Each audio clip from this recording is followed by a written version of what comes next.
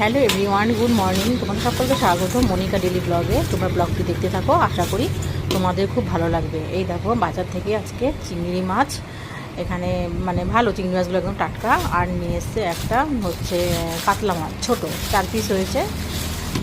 কারণ এই জ্যান্ত মাছ আমার ছেলে আবার খায় না, এর জন্য অল্প করেই নিয়ে এসছে। আর চিংড়ি মাছ, ছেলের জন্য চিংড়ি মাছ অনেকটাই, 250 চিংড়ি মাছ আছে এখানে।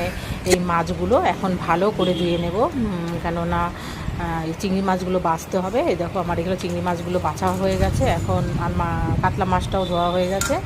সব চিংড়ি মাছও ধুয়ে এবার নুন হলুদ ভালো করে মাখিয়ে নিচ্ছি।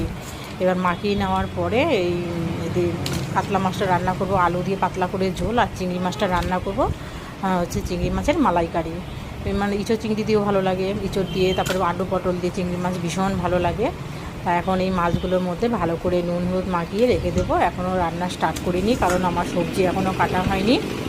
এই দেখো, এই মাছটাও ভীষণ ভালো ছিল এবং টাটকা নড়ছিল যখন নিয়ে এসছে। এই দেখো, আর তোমাদের যদি ভিডিওটা ভালো লাগে তাহলে লাইক, কমেন্ট, শেয়ার, সাবস্ক্রাইব করে দিও।